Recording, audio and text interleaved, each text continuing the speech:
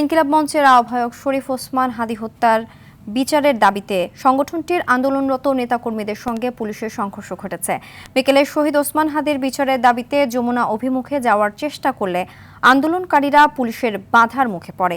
আন্দোলনকারীদের ছত্রভঙ্গ করতে পুলিশ টিয়ারশেল ও রাবার বুলেট ছোড়ে, এতে অনেকেই আহত হয়। এ ঘটনায় ইনকিলাব মঞ্চের সদস্য সচিব আব্দুল্লাহ আল জাবের সহ কয়েকজনকে আহত অবস্থায় ঢাকা মেডিকেলে নেওয়া হয়েছে।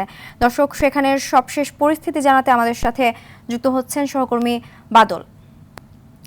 বাদল, সেখানকার সর্বশেষ অবস্থা কি? ইনকিলাব মঞ্চের নেতারা কি বলছেন জানাবেন।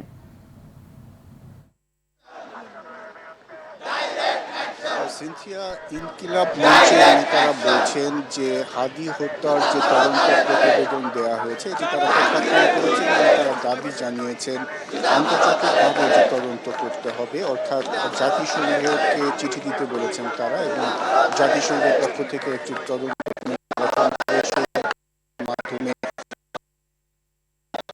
এই আসলে তদন্ত করার নিরপেক্ষভাবে।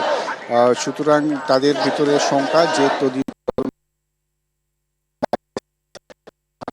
সেটি আসলে সঠিক হয়নি এরকম নিয়েছেন।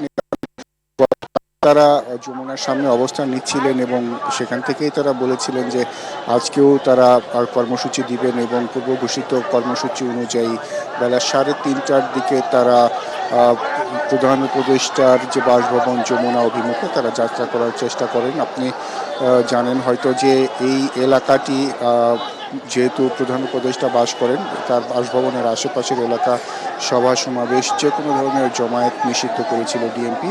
আর সেই কারণে তারা যমুনা অভিমুখে আজকে যাওয়ার চেষ্টা করলে বাধার মুখে পড়ে এবং পুলিশের সাথে সংঘর্ষের ঘটনা ঘটে এবং টিয়ারশেল, রাবার বুলেট এগুলো নিক্ষেপের ঘটনা ঘটে। এতে করে বেশ কিছু আন্দোলনকারী আহত হন। এর প্রতিবাদে তারা এখানে শাহবাগে এসে অবস্থান নেয়।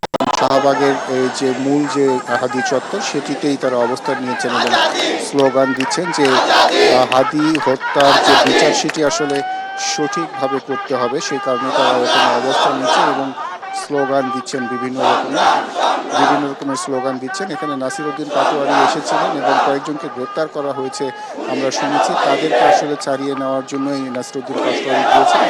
তারপরে তিনি এখানে এসে আবার এই যারা আন্দোলনকারী রয়েছেন তাদের সাথে সংহতি প্রকাশ করবেন। তো সিনথিয়া, এই ছিল আমার কাছে শাহবাগ থেকে সর্বশেষ খবর। বাদল, আপনাকে ধন্যবাদ।